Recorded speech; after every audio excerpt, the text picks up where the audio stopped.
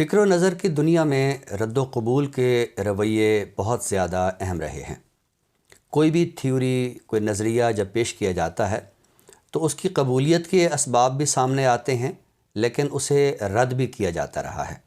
دلچسپ امر یہ ہے کہ بعض اوقات کسی تھیوری کو رد کرنے کے صورت میں کوئی بہت بڑی تھیوری جنم لیتی ہے۔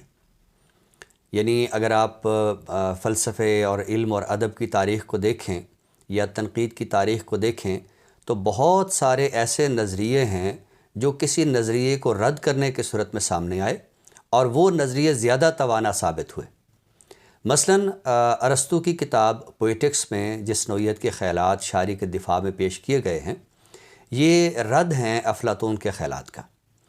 اسی طرح کارل مارکس کی جو تھیوری ہے وہ معرض وجود میں نہیں آ سکتی تھی اگر وہ ہیگل کے خیالات سے استفادہ نہ کرتے، اور اس میں ہم دیکھتے ہیں کہ بہت حد تک رد کا عنصر بھی شامل ہے۔ یہی صورتحال ہم دیکھتے ہیں ڈی کنسٹرکشن کی تھیوری میں ہے۔ ڈی کنسٹرکشن یا جس کو ہم رد ساخت یا رد تشکیل کہتے ہیں، اس کی تفہیم میں بعض اس لیے بھی رکاوٹیں آتی ہیں کہ اس تھیوری کو بعض اوقات بعض فلسفیانہ نظریات کے ساتھ ایسے جوڑ کے دیکھا جاتا ہے کہ طالب علم یا عام قاری یا لسانیات اور تنقید سے وابستہ فرد جو ہے وہ اس کو سمجھنے میں قدر ذہنی پیچیدگی کا شکار ہو جاتا ہے۔ ڈی کنسٹرکشن کیا ہے؟ دیکھیے، چونکہ یہ ساختیات کا رد ہے۔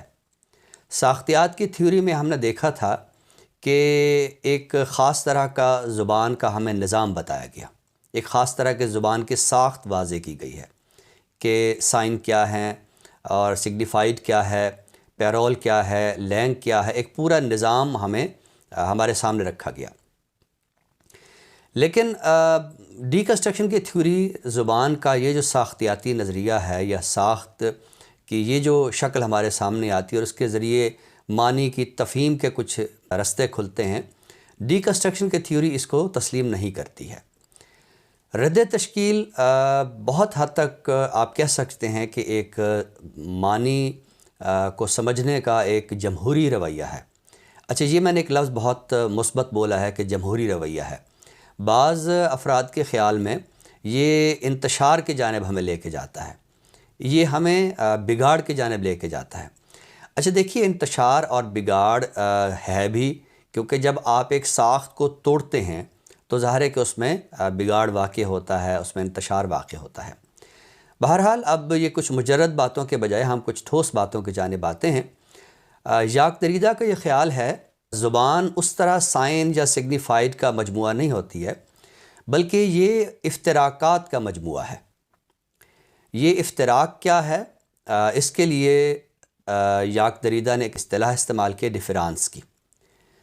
یہ وہ ڈفرینس نہیں ہے جو ہم عام طور پر زبان میں استعمال کرتے ہیں، اگرچہ اس کی بنیاد یہی ڈفرینس لفظ ہے، لیکن اس نے ڈفرانس ایک پورا نظام دیا ہے اور یہ کہا ہے کہ زبان کے اندر بہت سارے اختلافات اور تضادات موجود ہوتے ہیں۔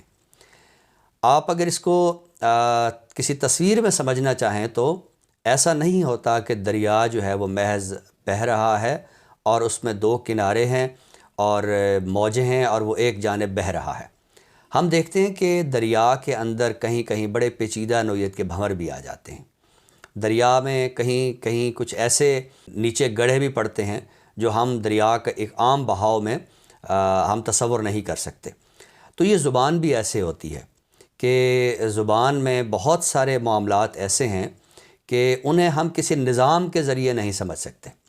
ژاک دریدا نے کہا ہے کہ زبان ڈفرینسز کا مجموعہ ہے، اختلافات اور تضادات کا مجموعہ ہے، اور یہ باہمی طور پر آپس میں متصادم ہوتے ہیں۔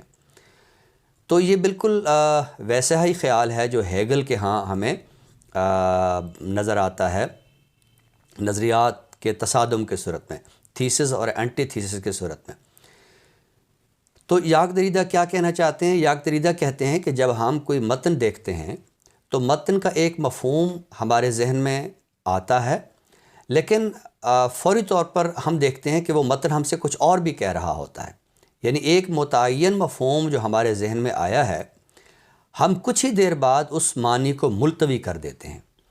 اب یہ التوا کے لیے بھی ایک اصطلاح ہے، یعنی اپوریا۔ ہم ایک ذہنی کشمکش میں ہوتے ہیں کہ جو معنی ہمیں کچھ دیر پہلے سمجھ میں آیا تھا، اب ہم جب متن کو دوسری بار دیکھ رہے ہیں تو یہ متن ہم سے کچھ اور کہہ رہا ہے۔ تو ایک ڈفرنس آف میننگ جو ہے وہ خود بخود ہمارے ذہن میں جنم لیتا ہے۔ یاک دریدہ یہ کہتے ہیں کہ متن کے اندر جو معنی کا سلسلہ ہے یہ ایسا نہیں ہے کہ متن کے اندر ہوتا ہے، بلکہ یہ قاری کے ذہن میں اس کا مفہوم جنم لیتا ہے۔ اور پھر ہم دیکھتے ہیں کہ یہیں سے ہم جو قاری اساس تنقید کی تھیوری ہے وہ بھی جنم لیتی ہے کہ قاری کا ذہن دراصل تعین کرتا ہے کہ اس متن کے اندر کیا مفہوم ہو سکتا ہے، اور قاری کا ذہن جو ہے وہ زبان کی اس مخصوص ساخت کا پابند نہیں ہوتا کہ جو ہمیں ماہرین لسان بتاتے ہیں۔ تو یاک دریدہ کے خیال میں یہ جو متن ہے، خصوصاً جو ہمارے سامنے ایک لکھی ہوئی تحریر آتی ہے، ایک نکتہ اور اگر میں یہاں آپ کے آگے پیش کروں کہ یہاں یاک دریدہ نے دو اور اصطلاحات بھی استعمال کی، یعنی فونو سینٹرزم اور لوگو سینٹرزم۔ آپ دیکھیے کہ جو بھی کلام ہوتا ہے اس کی دو شکلیں ہوتی ہیں، یعنی ایک شکل وہ ہوتی ہے کہ جو کچھ کلام کیا جا رہا ہے تو کرنے والا ہمارے سامنے ہے۔ اچھا، اب جب کلام کوئی کیا جا رہا ہوتا ہے تو اس وقت کلام کرنے والے کا ایک مائنڈ سیٹ یا وہ جس خاص لوکیل میں وہ گفتگو ہو رہی ہوتی ہے تو اس کا ایک مفہوم جو ہے وہ اس کا ہم کسی حد تک تعین کر پا رہے ہوتے ہیں۔ لیکن جب ایک متن کہیں کاغذ پہ لکھا ہوا ہے، کہیں کتاب میں چھپا ہوا ہے، کسی جگہ موجود ہے اور اس کا جو مصنف ہے وہ موجود نہیں ہے، تو گویا کہ متن اور قاری براہ راست آپس میں مخاطب ہوتے ہیں۔ اس میں جو درمیان میں مصنف ہے اس کا کوئی ربط ضبط نہیں ہے۔ مصنف نے وہ تحریر کب لکھی، وہ تحریر اس نے کن حالات میں لکھی، یہ متن کے اندر کچھ نہیں واضح۔ تو ڈی کنسٹرکشن کی تھیوری آپ کو ایک اعتبار سے آزادی دیتی ہے، ایک ذہنی طور پر آزادی دیتی ہے کہ آپ متن کو اپنے کسی بھی قرینے سے آپ پڑھ سکتے ہیں، اور یہ قرینہ قاری کا اپنا قرینہ ہوگا، یہ زبان کے کسی مخصوص قاعدے کا نہیں ہوگا، یہ زبان کے کسی مخصوص روزمرہ اور محاورے کے جو گرامر ہے اس کا پابند نہیں ہوگا۔ اب یہ جو میں نے گرامر کا لفظ بولا ہے تو یقیناً اہل نظر جو میری گفتگو سن رہے ہیں ان کے ذہن میں یاک دریدہ کی کتاب آف گرامیٹالوجی بھی آئی ہوگی۔ آف گرامیٹالوجی جیسے اپنے عنوان سے ظاہر ہے کہ یہ گرامر کا جو مخصوص اصول ہے زبان کے اندر۔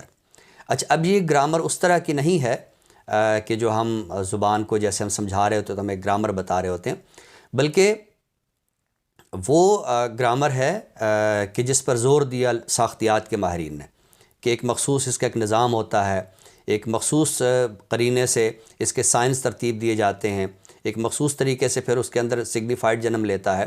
تو یاک دریدہ کے خیال میں زبان کی جو ساخت کے یہ جو نظریات ہیں یہ ہم پر یوں سمجھیے کہ متن کی تفہیم کے سلسلے میں ہم پر کوئی پابندی عائد کرتی ہیں، یہ ہمیں کچھ مخصوص جکڑ بندیوں کی جانب لے کے جاتی ہیں۔ تو ڈی کنسٹرکشن کی تھیوری آپ کو ایک ذہنی طور پر آزادی دیتی ہے۔ اب جیسے میں نے لفظ آزادی یا جمہوریت بولا، یہاں بعض ماہرین یاک دریدہ کے ان خیالات پر بہت زیادہ تنقید بھی اس لحاظ سے کرتے ہیں کیونکہ متون جو ہے وہ صرف ادبی متون یا شعری متون نہیں ہوتے ہیں، بلکہ متون وہ بھی تو ہیں کہ جو مذہبی صحائف کے ہیں۔ اب ایسی صورتحال میں ہمارے مذہبی طبقے کو یہ ایک اعتبار سے اندر سے خوف ہوتا ہے کہ کہیں ان کی جو ایک معاشرے پر ایک منوپلی ہے وہ نہ ٹوٹ جائے، کہ اس متن کو بھی اگر قاری نے اپنی مرضی سے پڑھنا ہے اور اس میں سے اپنی مرضی کا اگر وہ مفہوم نکال پایا تو پھر ہو سکتا ہے کہ معاشرے میں نہ صرف یہ ہے کہ سماجی انتشار ہو بلکہ نظریاتی انتشار بھی ہو۔ بہرحال یہ تو وہ خدشات ہیں کہ جو ایسے طبقات کے ذہنوں میں موجود ہیں۔ ڈی کنسٹرکشن کی تھیوری جہاں تک ہے تو وہ آپ کو متن کی جو تفہیم کے نت نئے قرینے ہیں، اور اس سلسلے میں یاک دریدہ قاری پر کوئی ایسی پابندی نہیں لگاتا کہ وہ کسی مخصوص نظام کی پابندی کرے۔